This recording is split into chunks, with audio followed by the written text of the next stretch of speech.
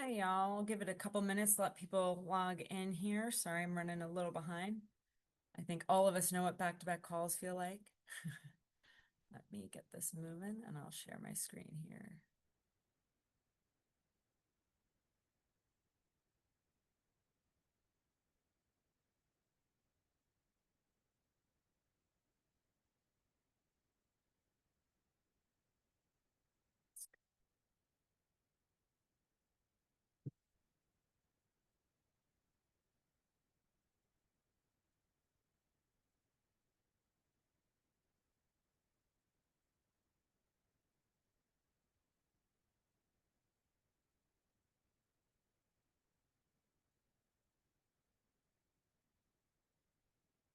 Got the chat open this time. I made some adjustments to the settings since the last call we had. So feel free to test out the chat and let me know if it works for you. If not, we can continue using the Q&A section for you to submit questions. And I will get to as many as I can by the end of this presentation. I am going to try and keep it to an hour. I know we went really long the last time because there were a number of updates, and there's still a lot of activity and a lot of things going on the Hill. But we'll continue. Chat is still disabled. Sorry about that, guys. I'll keep playing with the settings here to figure out what's going on. In the meantime, I'll get going. You guys should be able to see my screen. It is somehow September and mid-September, moving into October here. DC had its first week of really feeling like fall. So for those of you who have spent some time in DC lobbying or other things the last couple months, you know that it went from like being very hot to cool, and now I'm back to 82 degrees here. So just like the Hill, the weather's a little bipolar here right now. But we'll move right along, going into our updates. Today in THC, we're going to go over a couple main things, primarily focused on regulatory at the state and federal level. There are some new data options and things available in the marketplace that we want to make sure you guys have access to and know exist so you can find it. You can always reach out to me if you have questions about the marketplace or where to find these resources. My email will be at the end of the presentation. But to give you guys a quick introduction, first of all, for those of you who are new, because we have a lot of new registrants for this webinar this week, Diana Eberlein, I am the chair of the Coalition for Adult Beverage Alternatives. I've worked in the THC beverage space for about the last 7-8 years. Started on the marijuana regulated market side when I was based in Seattle, Washington, and now I am based in DC, where I oversee the lobbying and education efforts for the THC beverage category specifically. The coalition was built last year, right after the Mary Miller Amendment was entered into the Farm Bill, and the appropriations language was also submitted, which is still kind of the ongoing battle that we'll talk about in a little bit. But the idea was to really create a federally focused coalition that is mission oriented. So our goal is to keep restrictive hemp language out of the appropriations bill, which is currently going on right now. For us also to focus on the Farm Bill, which we'll talk about a little bit later, but the Farm Bill is where this all started in 2018, and eventually draft dedicated legislation that creates a pathway forward for the THC beverage channels. We do get involved at the state level, mostly on the education side. We don't hire lobbyists as an entity for the state. Again, all of our dues go towards the federal lobbying and resources we need for those initiatives. Time, resources, anything else, if a state needs me to help educate, I make that happen one way or another, because at the end of the day, there is a lot of state activity, and education is really the key to us making movements there. Our mission as a coalition is to establish a unified voice between all stakeholders, between the hemp and the alcohol industries, focused on D9 THC beverages and establishing traditional retail channels for those products. So the Total Wines, the Circle K's, where other adult beverages are sold and served, is where we would like to see our products. And we're looking for them to be regulated very similarly to how other adult beverages are sold and served, and regulated and taxed, which we'll get into here in a little bit. But that's a real quick overview. And for those of you who haven't met me, you haven't learned this, but I only consume through THC Beverage. I am not someone who was very well versed in the cannabis space before I first moved to Seattle, which was nearly a decade ago now. And THC beverages were something that really blended into my lifestyle, and I became really passionate about it the more I shared it with my friends and family, who then integrated it into their lives. So it's become a passion point for me, but beverage has a soft spot on my soul, and I am known for my can tab necklace that I've had for now a decade. THC beverage. So let's talk about size of the prize. How big is this industry? There's a new beverage report that came out that was produced by Whitney Economics, one of the leading economics groups that focuses on the cannabis and hemp industries. This just came out a couple weeks ago. We've been utilizing it in some of our lobbying efforts, but also brands. It's a really good report to kind of understand the general landscape. I feel the numbers are a lot more feasible and tangible than some of the ones we've seen in the past. Now, growth of this category is going to be dependent on the regulatory landscape. And the regulatory landscape can change very greatly at the state level, at the national, federal level for the US, but also internationally over time. So there's a lot of opportunity. So these numbers, though, I think are almost on the conservative side. We know that we can achieve these numbers, again, if the regulatory landscape provides. If you are looking to get access to the full report, please reach out to me. Again, my email will be at the end of the presentation, and that I can send you the link to go acquire that from Whitney Economics, which is, again, just a really solid background in reporting for the hemp and cannabis space. There's a lot of trends that we've seen over the last year. And again, a lot of these are not necessarily new trends. They've been emerging over time. The biggest one that we keep hearing about, whether it's convenience or hospitality and restaurants, is about GLP-1's impact. And the fact that GLP-1s, which are like Ozempic and those other dietary medication programs, that they are actually heavily impacting consumer behavior and what's part of their routine. And as a result of that, we've seen alcohol continue to decline, and then a number of other pathways as well. To answer Gary's question here, who threw it in there, legal THC beverage, this particular chart is combining both. If you look at 2024's numbers in the actual report, it will put the hemp-derived THC beverage category at about 800 million, which is on par with what we've said this current size of the market is. And with continued growth, you see the expansion of that over time. The increase we will also continue to see in the regulated dispensary channels, which are using the marijuana-derived THC. We are also seeing that grow because of awareness and part of the consumer journey of having access to low-dose products outside of the dispensary, and then having access to higher dose products within the dispensary channel. So good question, Gary, and thank you for reminding me to clarify that. With GLP-1s, we are seeing a major shift in consumption by the consumer. They're consuming less and they're more cautious about what they're consuming. It's been around now for multiple years. And I think that's what a lot of us forget, because right now it's very prevalent. A lot of people are talking about it. But GLP-1s have been around for years and people just don't talk about it. No one goes into a restaurant, orders a meal, and says, the reason I'm ordering this one is because I'm on a GLP-1, I need a smaller portion. No one talks about those things. Same way they don't order a beer or a single beverage or a hemp beverage and then say, oh, I'm doing this because I'm on GLP-1. I can't drink this because I used to, consume more, but now I'm on this medication. That just doesn't happen. And because insurance doesn't cover GLP-1s, we don't necessarily, I should correct that. Some insurance does not cover it depending on your medical situation. So a lot of people are paying for this out of pocket, which restricts the data access in terms of how much is being actually served to the consumer because the insurance companies don't have that data. Hospitality is on the rise. I think anyone who's been on LinkedIn over the last couple of months has been paying attention to the number of festivals that are featuring all sorts of brands, from nowadays to climbing kites to can. A lot of product is being sold and served on site at hospitality events, whether it's a festival, a concert, sports event, we are seeing more and more of this get picked up. And that's partially because insurance feels really comfortable about insuring programs for beverage. The sessionability, the consistent onset, all of that is something that we are seeing, continue to increase. And we are now starting to see the investment come back to the space because of the prevalence and the likelihood of us creating pathways forward with state regulation.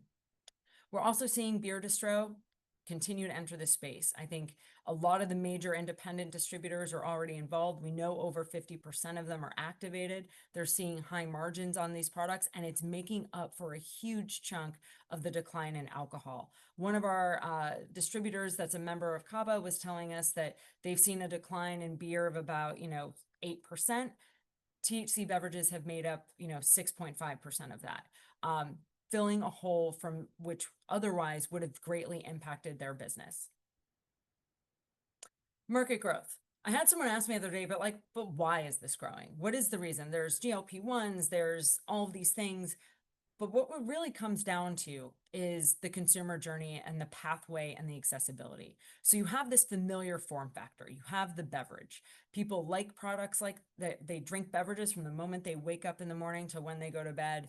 And they're used to consuming intoxicants through this form factor. Then you make it more accessible because of the Farm Bill and because of some of the regulations we've seen in various states. You have these products available where other adult beverages are sold and served, whether that's a restaurant or you're buying it at your local convenience grocery store or your liquor store. They're accessible. This brings normalization because this is socially accepted when people are, bringing it around their friends and family. It's no longer something they're, taking a smoke break and stepping outside. And we're seeing them continue to grow and become more popular. You're seeing advertisements everywhere. You're starting to see sponsorships of very mainstream events and groups working together with THC beverages. This creates normalization. It also piques the interest of the consumer, and then they try the product. And they try the product, they like the product, and they're able to have a repeatable experience. This builds trust. That leads to adoption, and that leads ultimately to routine. What is your go-to beverage on a Friday night? What is your go-to beverage on a Tuesday?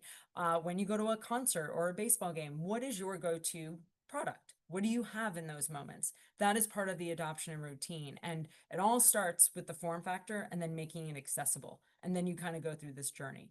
Other data that we've seen is that 71% of adults have cited that if they are not consuming cannabis, it's partially because of the smoking aspect. That is the reason oftentimes that they don't want to consume, because that's the first form factor that comes to mind.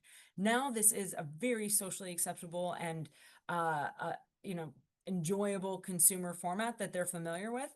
This is filling that gap there. So that 71% may be part of that consumer journey and enter into the marketplace. And if we're not careful about dosage and what's made available on shelves, we will miss out on someone who is looking to enter the market because they'll start with a high dose product. And if they don't have that tolerance, that will not be enjoyable. And it will continue to impact the consumer journey and the growth of our total addressable market.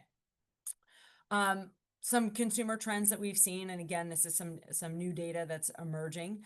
49% of Americans are trying to drink less alcohol. I don't think that shocks anyone. I think everyone's been trying to find different ways to be healthier, particularly post-COVID.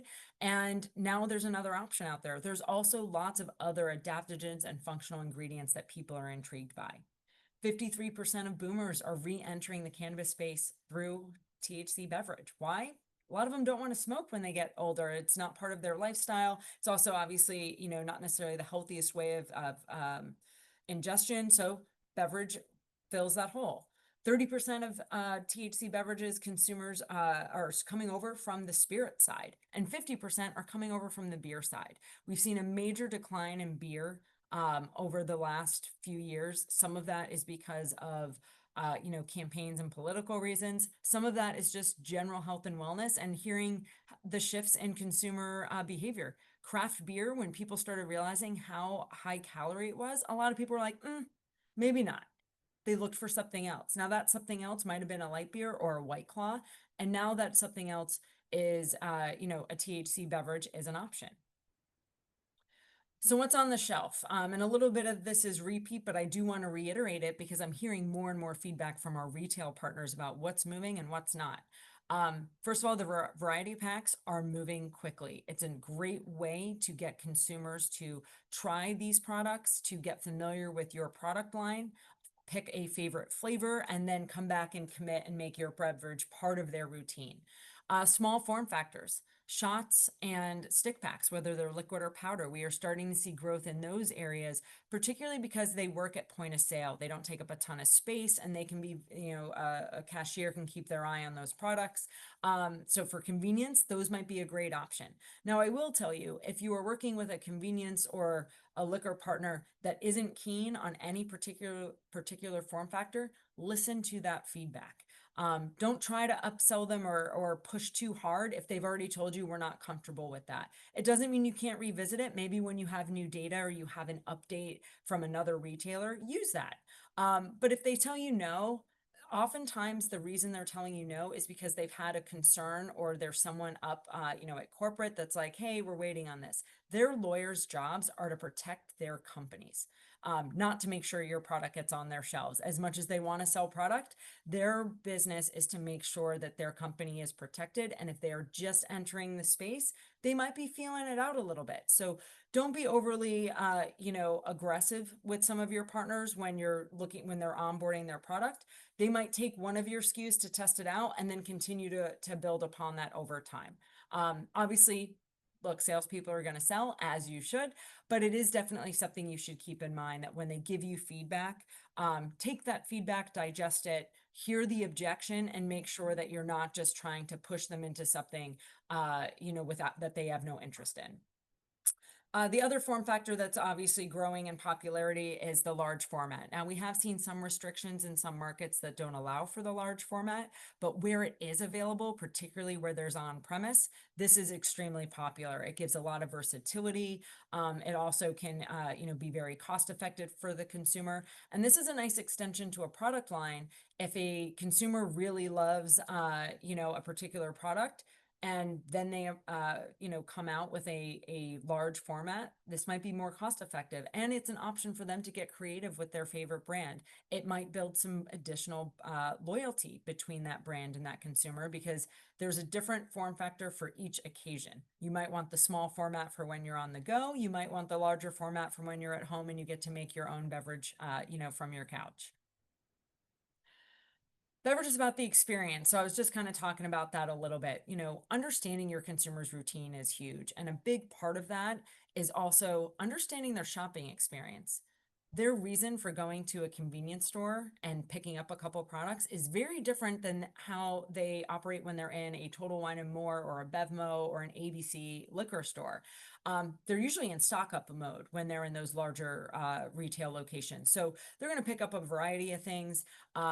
Most product that is bought from a convenience store is consumed within 30 minutes to an hour, depending on how quickly they can go home. And that's a reason why a lot of the beverages sold at convenience stores are only put on the shelves if they can be in a cooler, because they know that about their consumer. They know that that consumer is going to drink that or consume that in a short amount of time. So they want to make it accessible, and they want to make it portable. It's why singles do particularly well in convenience versus 4 packs or large format. So you have to understand and get in the mindset of your consumer. How are they using these products? What do they do in their daily lives? And where should your product be positioned that makes sense based on what those routines are? That will encourage repeat purchase opportunities, but it will also indicate what form factor should be in which retail locations, as well as just positioning in general for your marketing best practices. And that will become very important to your retail partners as well when they're trying to figure out which brands are right for their retail locations. Convenience stores have a limited space. They don't have the ability to have aisles and aisles for the most part, the same way a Total Wine does, right? So they're going to take a handful of brands. They're going to take some sodas. They're going to take some seltzers, maybe some that are still. They're going to want a variety, and they're going to test out their markets. But that's what they're going to do when they're filling out their category, and figuring out what should be on shelves. They want something, there's something for everybody in beverage, but they're going to want to fill their shelves with options. So you have to understand where your beverage fits in when the retailers are kind of building out their portfolio. Also, like I said, take their lead. Um, Retailers have a lot of access to data, particularly convenience if they're using, True Age and a handful of other tools. They have a lot of data. They know what their consumers like, and they might guide you in a certain direction. You know your product, but if you haven't sold in their channel yet, whether that's convenience, liquor, or that state, they might know their market better than you. Take their lead a little bit. Try different things out, A B test. I mean, they're going to continue working with what works, but listen to what they're saying because the feedback they're giving you isn't coming from nowhere. It's coming from experience. And that's experience that right now our industry is big as we're getting and as quickly as we're growing. We don't have that experience, not the same way convenience or liquor or the wholesalers do. So take their feedback, listen to it, digest it, and work with them. What we're hearing. So this is just feedback that we hear, thoughts to noodle on, to go back to your team and figure out what works best for you. The number one thing we hear is I've spoken to 15 different brands and they're all number one in Minnesota. It's giving vibes of early cannabis days where Headset would have some set of data from some states and they would have a number one beverage, and then BDSA would come out with their number one beverage. And look, that's going to happen. We're still very much an emerging category, and VIP and Nielsen are still getting the partners involved, getting the brands involved to get really complete data. So there's still some gaps. But what they're really looking to see is what was your strategy to be successful in that market?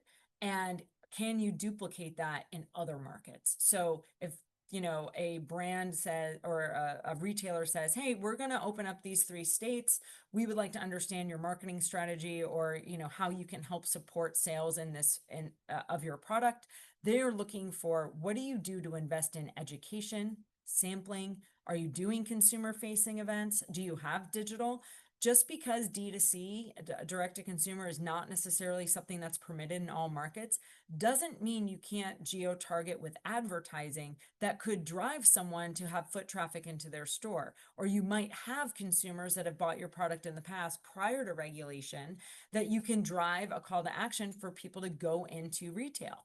Those sorts of things are absolutely crucial to the success of this category, particularly when you're looking at different channels to market. Depending on the state, if the state has just rolled out regulation and now we're seeing a mass expansion of the category, there's still a lot of education that needs to happen with the consumer. Category is not the same as where energy drinks are. Where a new energy drink enters the market, it's got cool branding, it has the right positioning in the store. The consumer doesn't need to Google what L-theanine is or what caffeine is anymore. They're very familiar with these products. That product will get sampled and tried, and if it performs well, it continues to perform well.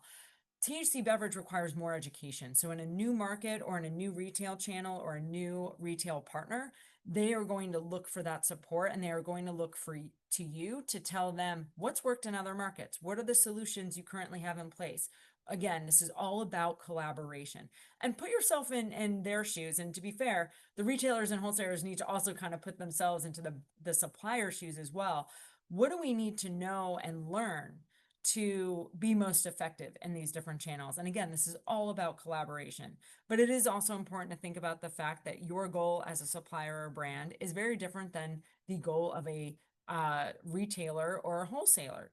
Yes, at the end of the day, we all want to sell product. We all want to make money. So that's off the table. But their lawyer's job is to make sure that they don't violate any regulation or put their other business at risk. Their lawyer's job is not to make sure that brand X gets on shelves. So you have to put your head into their, put your mind and put yourself in their shoes and really understand, how can I alleviate their concerns? But at the same time, we need to acknowledge that our industry, being still new, does not necessarily have all the data in the world to provide that comfort. So take their lead a little bit. Again, this is about working with each other to build the category. Rising tides. It's not just about competitors working with each other to rise those tides. Also, all of our strategic partners are now working with us from retail to wholesale on how to grow this. The other thing I'll throw out there is staying in good favor. What I mean by this is, again, working with your partner and the collaboration piece is key. but they are going to look at multiple things when they are evaluating brands to put on their shelves or put on their trucks. How do you operate with your other strategic partners? Are they working and growing with you? Do they collaborate with you? These people all know each other. Convenience store operators are on committees and work at the, collaborate on things.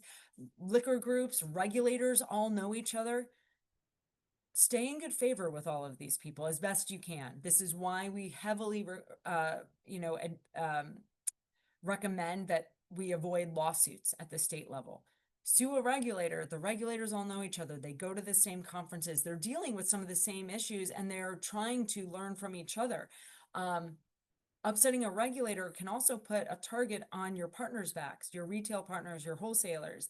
If you, we all know how this works. We're all humans. You create an enemy. If that enemy has a really good best friend, that best friend probably doesn't love you either, right? So like we have to figure out a way to thread that needle of being productive and representing our industry and our brand, but also working with the strategic partners, regulators, wholesalers, retailers that are going to help us get to the next level. It's also extremely difficult after a lawsuit to deal with the regulators moving forward. And this is not a short-term play. This is the first inning of the game. We've all talked about this. Maybe we're getting to the second inning, but this is a marathon, not a sprint. We need to be working with these regulators for years to come. And that's what the alcohol industry has already done. They know this. So they don't look to disrupt the apple cart, and neither do your strategic partners if you're a supplier. So let's start getting into the regulatory stuff. So navigating regulation, the hot button issues that we're seeing in a variety of states. And as I always say, when this slide pops up, this map, I feel like some of these states should be flickering in color because some of them have more restrictive language than others. I think Florida, for example, has FDACs that's gotten really involved. So right now that's really more in the refining regulation stage. But I think ultimately what is important to understand are the big issues that are coming into play, and the fact that next year's session is going to be crucial, regardless of what happens at the federal level. And we'll talk more about that. So hot button issues: labeling, licensing, testing, work in progress. And obviously taxes is a big part of that. But ultimately, the taxes are something that are coming on top of these other issues as well. Sometimes taxation could be used as a backdoor ban. If it's really high, that will keep the consumer or the brands from entering the space. But the same thing with labeling, licensing, and testing. Too strict of regulation can really negatively impact how that state operates and eliminate the market if it's overly restrictive. We'll go over some specific state issues because there are some states that are particularly hot buttons for a number of you right now. So we'll dig into those in a little bit. But in general, some of the issues we're seeing on the labeling side are aside from the inconsistency and the ambiguity around cartoons and what marketing to children might be, there's other restrictions in terms of, font sizes on warnings, how many warnings you need, specific state requirement requests, dosage and serving size. And the latest, which we'll dive into in a little bit when we talk about Florida, there's the expiration date versus best by date. Those are things that just because it's not on the label accurately, that could, have a regulatory body taking that product off the shelf as a response. Licensing questions that we have, and we'll talk about this again with one of the upcoming states, but licensing is just, what licenses are required to be able to purchase or to sell these products, and what are the fees associated. Something we'll be watching in Texas, for example, with the executive order and the rulemaking. Will there be additional requirements that make this less tenable or somehow restrict the partners that are able to participate? Testing. We've had a number of issues over the last year that have popped up, whether it's standardized COAs and certain state-specific requests that aren't necessarily standard for a typical THC beverage COA, or is it the labs that have to get licensed within the state, or do they have to be located within the state? Ideally, and we have been successful at changing language so that the labs don't have to be based in the state in order to operate and work with brands and material that are being sold within the state. But ultimately, it comes down to licensing and registration and oftentimes timelines. And sometimes, if there are limitations that create an opportunity where only 2 labs or limited number of labs are able to operate within a state, sometimes that creates a price gouging situation where it becomes more expensive to get your testing done because there's a little bit of a monopoly there. So there are things like that that have emerged in some states. And then WIP, which is WIP, work in progress, is often talking about the concentrate and the ingredient that's being sold as the active ingredient, not for the that is being used in the final product. But oftentimes that concentrate is over that 0.3%. And regulators have voiced that their concern is that, well, because it's over that 0.3%, that then qualifies as marijuana, even if it was originally extracted from something that was defined as hemp at the origin.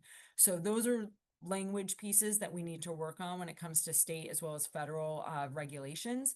But one thing that I think is very helpful and to put everyone at ease is work in progress material and language around concentrates and what is acceptable in the final product versus what is acceptable in the concentrate format is very common in food and beverage and traditional CPG language. So when you're trying to talk to a regulator about work in progress materials and different parameters for that versus final product, that is something they understand and are familiar with. So I don't anticipate us having too many issues with that, but it is something that could be used against us if they are looking for, a backdoor ban, if you will. Now, are there solutions to this that allow us to remain compliant? Yes. So that is something that we can work with, but ultimately speaking, those solutions really just create logistical nightmares and expensive shipping fees. So ideally, we would like to avoid that and stay within traditional CPG regulation. And the other reason that preparing for next year is so crucial when I'm talking about navigating regulation is, C-stores got left out of some regulation in a few states. I spoke to a retailer yesterday who was thriving in Alabama until the regulations came out that restricted the sales to, I believe the regulations were written where the product could not be sold to or sold through a retailer that also had a fuel license. So because they were selling gas at the convenience store, which is pretty standard, they couldn't also sell these products. They can sell alcohol, they can sell other adult beverages, they just couldn't sell these products. So interesting to see regulation like that, but also, we need the convenience stores and their associations at the state level to enter the conversation and be active about educating about how they sell more age-gated products than any other channel. And how successful they've been at implementing new technology to make sure kids don't get access to these products. So we'll be working with them to do that, and coalitions are forming in various states. Speaking of states, these are a lot of the states we've been asked to assist with. And generally, as I mentioned in the beginning, we assist on the education side. We do not hire lobbyists at the state level, but many of our members have, and we will be an ally and an education partner in those markets. I expect that, this map will change over, months and months as the regulations shift and we have different bills that are being proposed. But as of right now, these are the states that we are being asked to support, and we'll continue to support those, as best we can, and continue putting resources towards those. I'll also mention, before I jump to the next slide here, our best opportunities to make headway in any state are when we have alignment between wholesalers, retailers, the hemp industry, and of course the marijuana industry.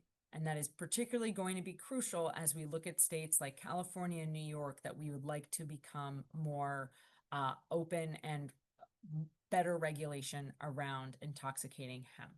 When you have a market that has particularly a struggling marijuana industry, it is important to take that into consideration because they have a very strong not only do they have a strong lobby and a very strong presence in those states, they also have a lot of allies and regulators that work with them on their behalf. And that is something that legislators often don't want to push against unless they absolutely have to.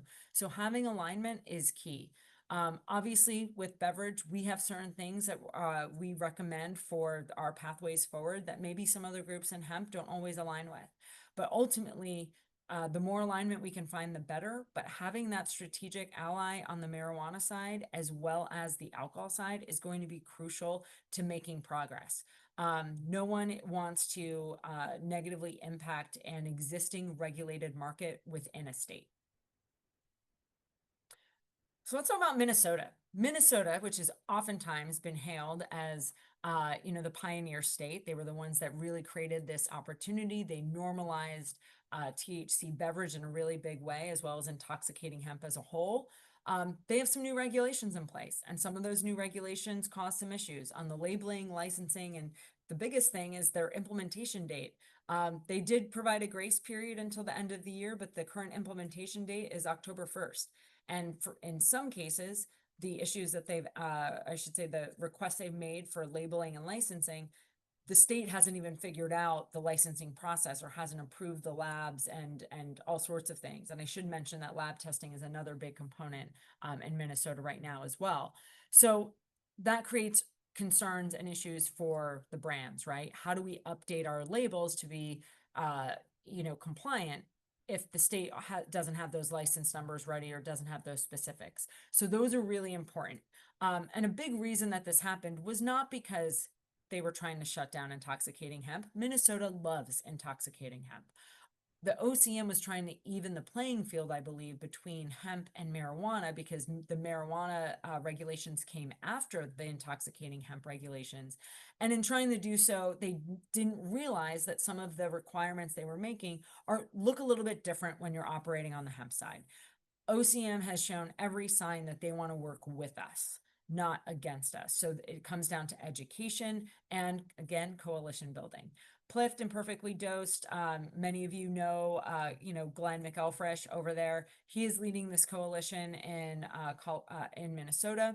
He has held fundraisers before for some of these elected officials, including Stevenson, and there is a fundraiser September 24th. One of the best ways to show support and get champions on your side is to support these fundraisers, whether it is donating directly to their causes or attending these events and sponsoring them. Both work. This deck, by the way, will be sent to everyone who registered for this, so you will have the clickable links to make a donation directly. And if you're interested in attending or sponsoring, RSVP by tomorrow and reach out to Paul, who is Perfectly Dosed and Plift's lobbyist in Minnesota. They will coordinate the details there, and they will also keep track of all of the donations that are being made so that these representatives are aware of how much is coming from the hemp industry, particularly the hemp beverage industry. But this is the event flyer. If you have any questions on it, email Paul. Feel free to email myself, and if you're looking to get in touch with Glenn, I'm happy to make those intros as well. This is a cause that multiple CABA board members are supporting and have already donated to. So we highly recommend that people get involved now, because this helps us improve upon regulations over time. Texas. I mean, I don't think there's one state that's gotten more attention than Texas over the last, 3 months. We were waiting for, a veto. We got a veto. Then we entered special session 1 and 2. Special session 2 ended. We received an executive order from Governor Abbott, which essentially put age restrictions and, outlined where these products could be sold and distributed, and 1,000 feet from schools, which is a little bit different than alcohol, which actually is 300 feet, I believe. So some liquor and convenience locations that were selling these products might not be able to, because that 1,000 feet is further away than what they see with the other adult beverage categories. The main things to watch with this upcoming rulemaking process, which is coming up, which will involve multiple regulatory bodies in Texas, are probably the label requirements and the license fees. Again, fees and things like that are oftentimes what's used to create hurdles or challenges to maybe limit the number of participants in a space. But the feedback we're getting so far is that people are looking to make this work and just, create something that protects the consumer. Governor Abbott's been very loud about the fact that a ban was not the answer to begin with. That is not his intention with this executive order, to create any sort of restrictions. If anything, this is I'm sure Dan Patrick isn't happy about how the executive order resulted, because this creates a lot of opportunity. I think many people would like to see, more stringent regulations. And those will probably come in the future, but for right now, this will set the tone for probably the next 2 years, since Texas does not have session every year. So we're diligently working with our allies there in Texas to watch the rulemaking process. And we'll have more updates on that as the time continues. California. California has, notoriously had emergency regulations that do not allow for the sale of these intoxicating hemp products in retail in California. A number of groups have continued to sell via direct to consumer, and that was mainly because it wasn't explicitly banned in certain language. It depends who you talk to in terms of their interpretation. CABA's stance has always been, if a state is attempting to ban a category or a product, shipping into the state would be frowned upon, because it's very difficult for regulators to regulate around that. That said, more regulation has been pushed through. AB8 closes the loophole, if you will. That's what they were looking to do. They've tightened the regulatory oversight for CDPH. Sorry for the typo there. And they've added additional testing, and they've expanded, multi-agency enforcement. And then there's SB 378, which really targets online marketplaces and puts restrictions in terms of advertising within the state for intoxicating hemp products, since they are not permitted.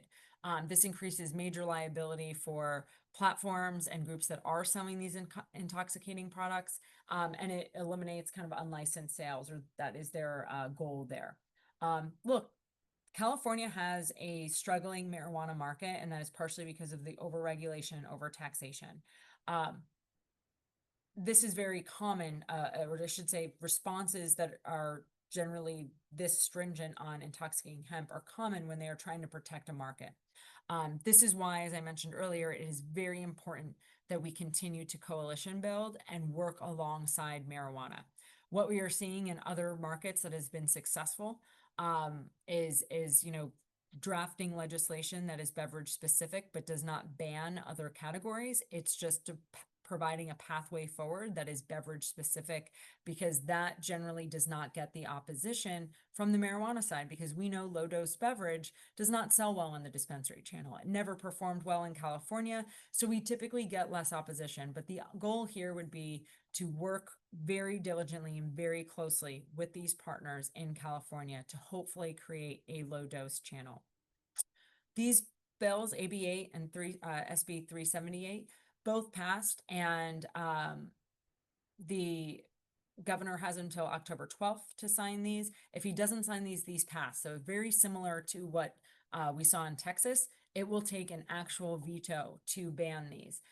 Some of these bills, being vetoed would be a very large win, but because of the momentum we saw with these bills, we are unlikely to see that sort of traction. However, there have been a number of requests and I should say, oh my gosh, petitions and things like that, trying to encourage that.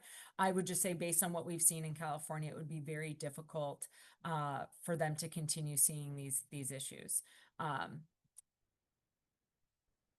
The other thing I'll say about California is, for the last couple years, it's just been very tenuous there. I think what we need to accept about California is there are going to be compromises on both sides, particularly with hemp, because the state has very much gotten behind marijuana. We have also struggled to get alcohol and retail partners on board, which has been crucial to us making progress in other states. So we'll continue focusing on that as we build a coalition going into next session.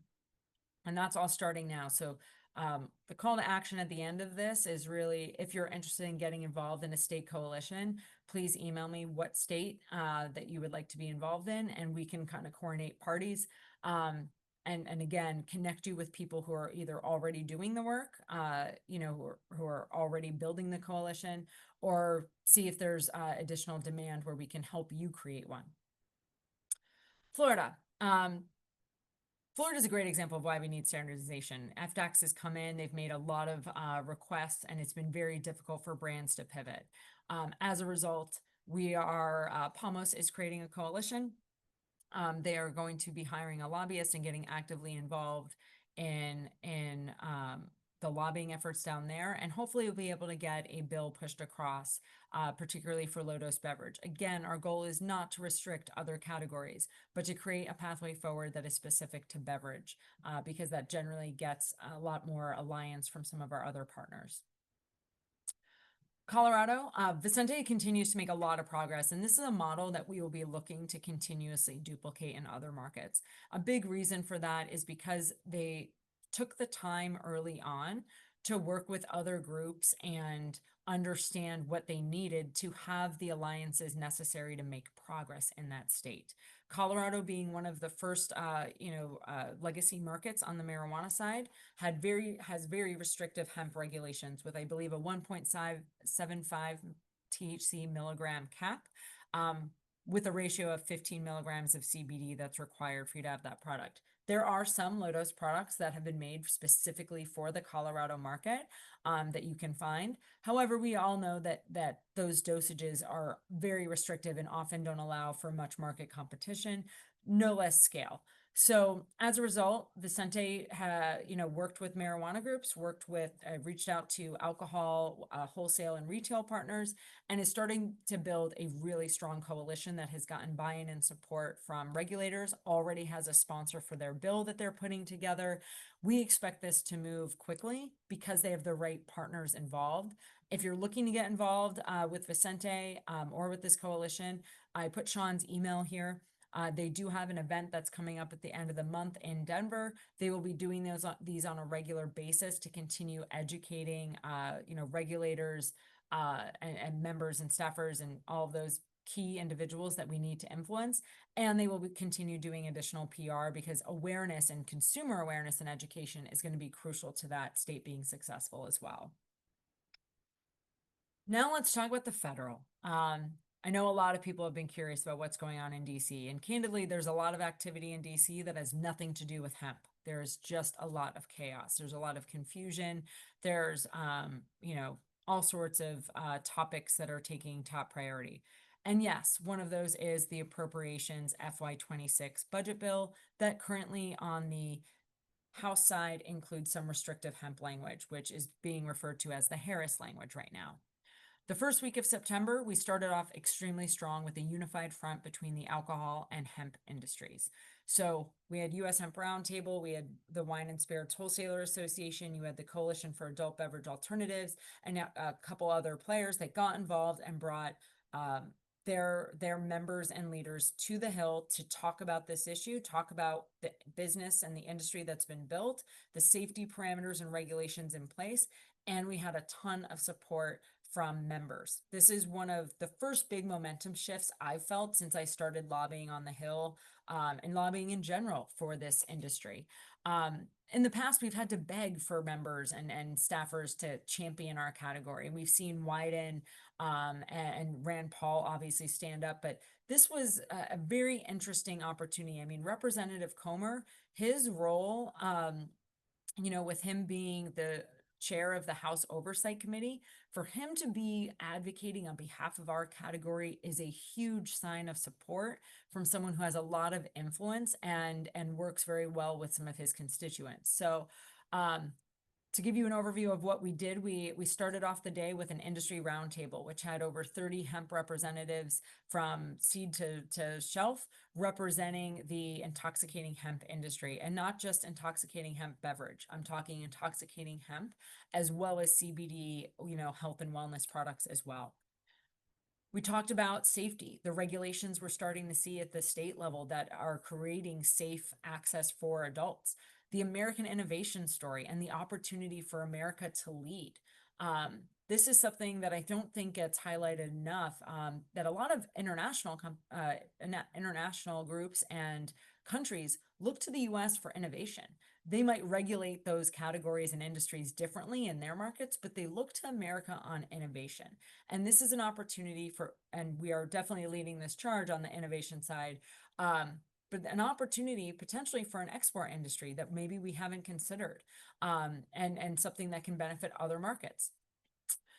We started off that morning with Representative Comer. He talked and really guided that conversation alongside the Wine and Spirits Wholesalers Association. They heard from farmers, they heard from brands, they heard from retailers, they heard from all sides of the industry. It was a really eye-opening and positive experience to see him nodding along with a lot of the asks that we made. So we definitely are, happy to be working with Representative Comer, and having him out of Kentucky alongside Rand Paul, is obviously helpful, knowing that McConnell has not been in support of this industry. The next activation we had was a roundtable, and that was again a panel. This was an industry panel that had leaders from the farmers all the way through to consumers. So we had a wholesaler, we had a retailer, we had some really great representatives sitting on that panel. And what they talked about was how this impacts their business. What happens if this were to go away? What happens to the consumers if this goes away? And that room had standing room only. We had FDA representatives in the room. We had staffers in the room. Representative Van Orden out of Wisconsin, he actually asked to participate last minute. For us not to have to ask someone to participate and them to volunteer is such a shift from what we've seen in the past. Then, of course, we had a hemp industry happy hour with Senator Rand Paul, where he's really been credited with removing the Harris language from the Senate draft, which McConnell had backed. And his big call to action was continuing to get support to back the Comer anti-ban letter. So to give you more context on that, Representative Comer has backed a letter that will be sent to to Mike Johnson, the Speaker of the House, in an effort to demonstrate the support that the intoxicating hemp industry has, as well as the health and wellness side of the industry. It is an anti-ban letter. And right now we are currently actively on the Hill trying to gain signatures from all members, but particularly House Republicans. The next steps for this are already in motion. The Comer letter is being circulated right now by various groups looking for more signatures. And at the same time, we'll continue working on the draft of the Griffith bill, which we'll talk a little bit more in a second. But the Comer letter has a lot of momentum. And to give you guys an update on what's happening with APROPS right now, because there's been a lot of activity, the deadline is approaching of September 30th. And this is what we're hearing. So the House GOP this week, their leadership filed for a 7-week continuing renewal, which is an extension. We saw a full year extension last year, and this year they want to get something done. That 7-week CR, what they call it, would fund the government through mid-November, November 21st, essentially. So right before Thanksgiving. They are looking to vote on this tomorrow, and it is likely that the House passes this. Then it will be kicked over to the Senate, and it's really up to the Democrats whether or not they want to fund this, approve this CR or enter into a shutdown. What we're hearing is that the Democrats are likely to pass the CR to mid-November. There may be two portions of the appropriations bill that may be attached to the CR, but it is still very much TBD. That would be the MilCon and legislative branch portions, not the part that includes THC or intoxicating hemp from on the ag side. So that's very important to know. And the reason is because they're not done with that yet. They're still trying to resolve the issues. Nothing can be attached to a CR unless the House and the Senate agree on that language. So it's important to know that that's what's being worked on right now. The reason that oftentimes CRs do not have other bills attached to it or portions of the bill attached to it is because then it can be harder for them to pass a full appropriations bill in the future. So oftentimes they don't do that unless they don't feel like they're going to be able to make progress. But there seems to be a lot of encouragement around getting the appropriations FY26 bill through. As I mentioned, the ag approps portion, which includes the intoxicating hemp part, we are watching very closely, is not there yet, but people are saying they do expect this to be resolved in the fall because they don't want to see this go into March when you start getting into the primaries, because then no one wants to vote on anything or take a stance that might be controversial and lose them votes.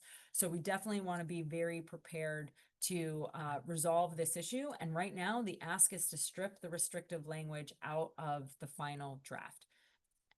that Comer letter is asking for exactly that. On the right-hand side, I included the current support of the Comer letter, which, by the way, when the letter closes next week.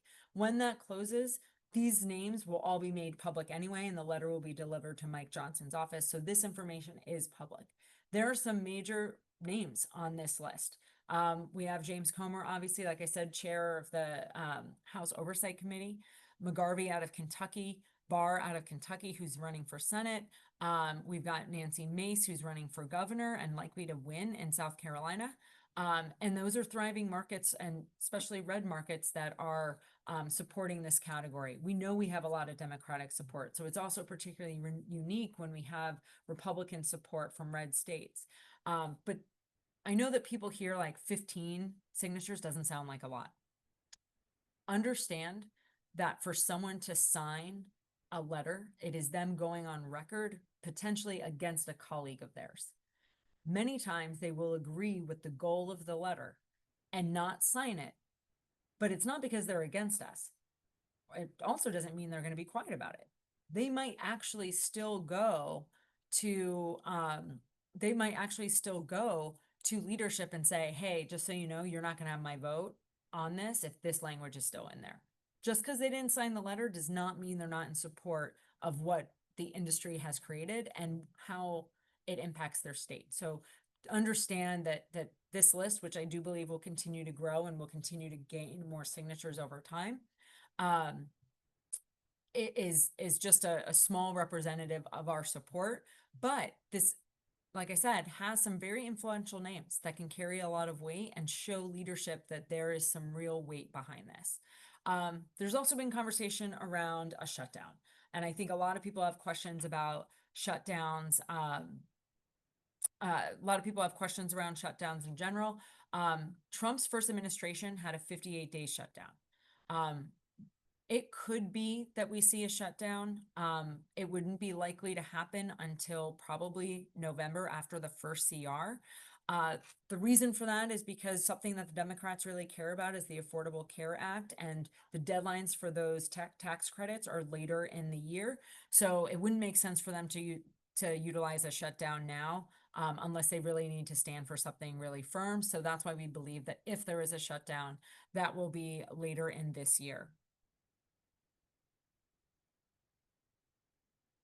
We also get a lot of questions about the Griffith bill. The Griffith bill is a draft bill right now that is looking to regulate hemp, the hemp market as a whole, intoxicating hemp, as well as health and wellness.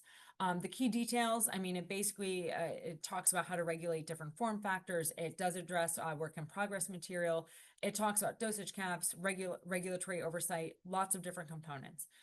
There are some things in that draft that, if just implemented today, would be restrictive. However, this should be looked at as an opportunity to influence how this is regulated. And it serves as a great other option for us to say, don't regulate this in appropriations. It really doesn't belong there. And that's a renewable bill. Let's look at other options. Let's look at the Griffith bill. Let's see if we can get some of the things from the previous year's Wyden bill integrated into the Griffith bill. We are currently putting together comments and providing feedback on those provisions.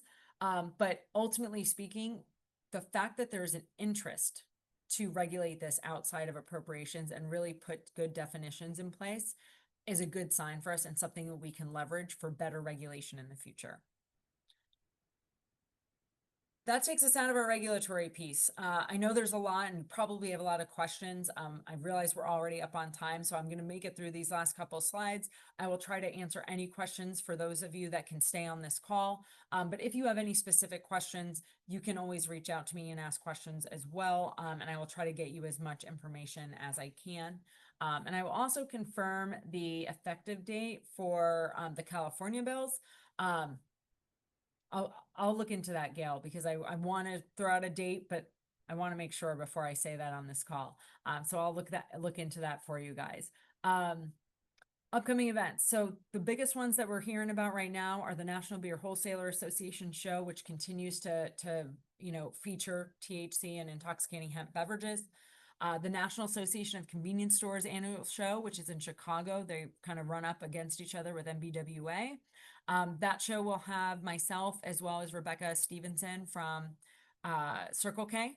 She is the category lead there, and we will be presenting on cracking open the opportunity for THC beverage for C-stores.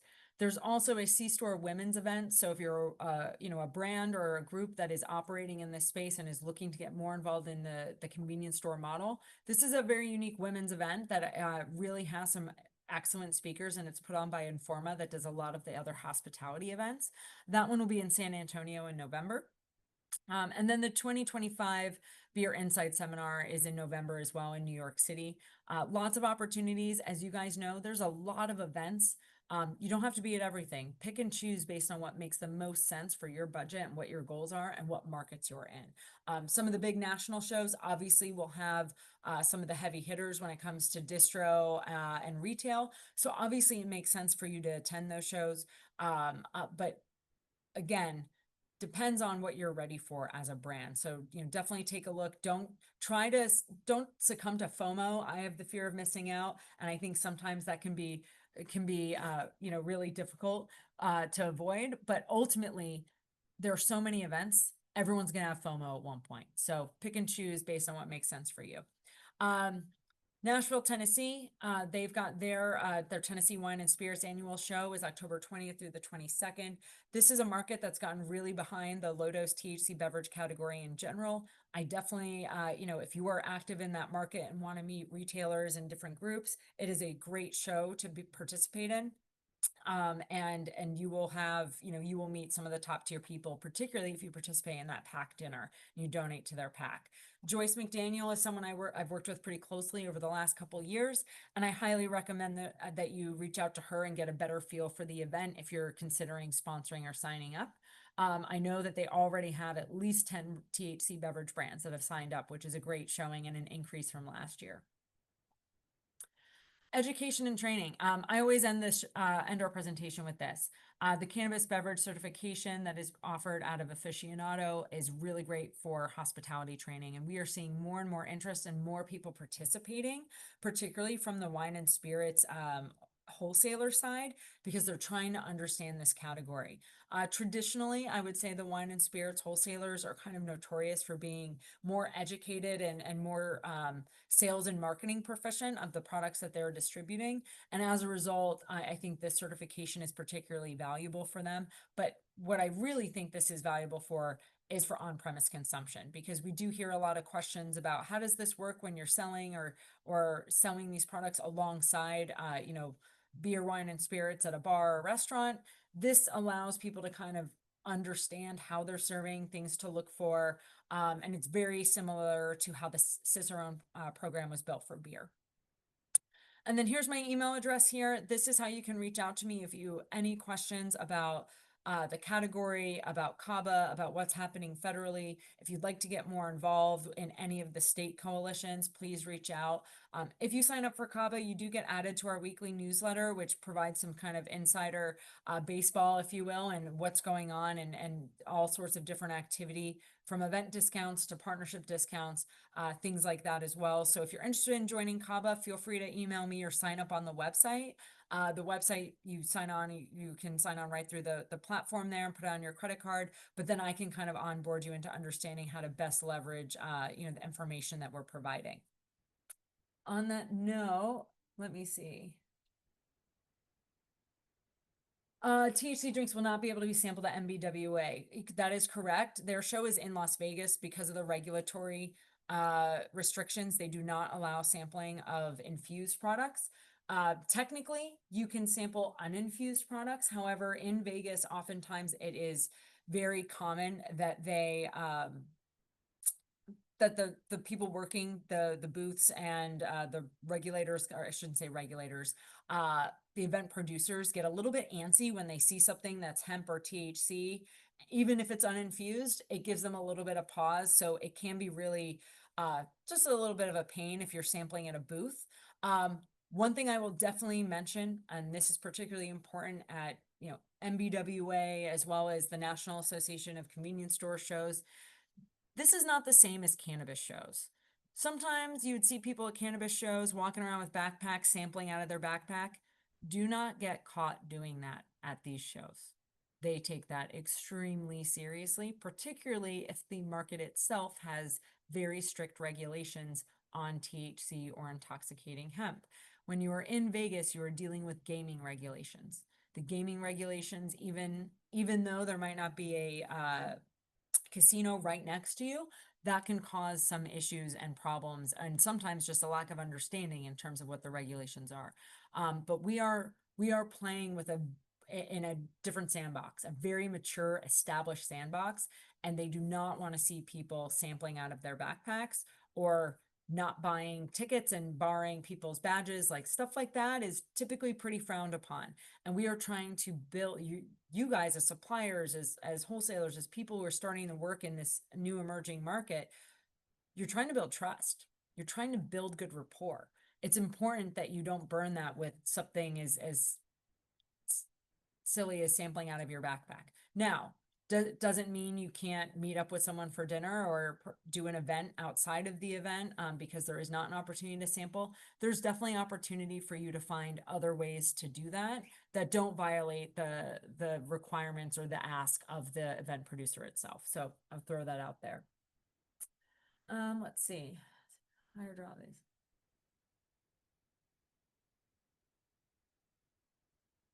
So we did get a question about, whether or not these products, higher draw of these products in liquor stores as opposed to dispensaries. Part of that is due to bandwidth. A big part of that is also who our target demo is with low dose beverages. Low dose beverages appeal to generally a soccer mom or someone who might not necessarily identify as a cannabis consumer. Now, right now, we are also seeing 10 milligrams being the top performing SKU in a lot of markets where there's regulation versus the 2.5s or the 5 milligrams that might be available. And a big part of that is because, cannabis consumers consume other adult beverages too. They might be walking the show, walking a Total Wine or going to the grocery store or convenience store and pick up one of these products. If they have a higher tolerance, they're going to go for the 10 milligram product. Until we really see mass consistency state to state, mass social acceptance, we have federal regulatory clarity that really provides comfort. We're not seeing the full pie yet in terms of the consumer that's coming in. There's still a lot of people kind of wary and not sure where to start, and we'll get there. But that's why I always encourage people to make sure that they continue to carry 2.5 and 5 milligram products, particularly if you are a liquor store, because people are going to your store to stock up on product for parties. They're going to have guests over. Not everyone's the same in terms of their preferences. So they're going to also buy low dose options, not just the high dose options. So it's something to consider. The reason we see these products picked up more by liquor stores than some others is sometimes the states really lean into the fact that you have to be 21 and over to purchase a Diet Coke in a liquor store. You can't go into a liquor store if you're underage. That is a huge differentiator in a lot of markets that have been hesitant to legalize these products in other spaces. As a result, we see a lot more liquor stores being vocal about wanting this product. They're using that talk track to get a leg up on their competition in terms of retail channels. And it's working in states like Texas. It's definitely something that came up multiple times during session. And without the convenience store groups, mobilizing and being more vocal about wanting access and educating on their age gating, it can be very difficult to argue with that. And if you're a legislator who's worried about kids getting access to these products, liquor stores end up sounding like a real solution that eliminates at least a portion of that. So that's generally why we see a lot more traction in liquor, aside from the fact that it's just where our consumer is walking the floors. We're seeing them in grocery stores, convenience stores. We're seeing moms pick up these products. It's adult beverages, shop for adult beverages where they're sold and served. So that's where we really want it to be. Dispensaries also, to throw this out there, we take up a lot of space for a dispensary. We're lower margin. They can make a ton of money on flour and concentrates that take up very little amount of space, and they can sell for $50 to $80 a pop. Beverage is very different. So, I've always kind of joked that dispensaries would take the low dose beverages and wheel them over to Total Wine for us, because ultimately that is not a product that they really want to focus on. However, the high dose products do perform well in the dispensary channel. So I do believe that ultimately we will need to define the pathways to market based on dosage versus hemp versus marijuana. That's a temporary conversation. It doesn't look like we have too many other questions here. Thank you guys for joining me. I realize we went over still, and some of you have hung on with me, which I appreciate. If you have any questions about the regulatory updates, any interest in joining any of the coalitions or being connected to a coalition in any of the markets, please feel free to email me. My email's on the screen still. And until next time, thank you so much for joining.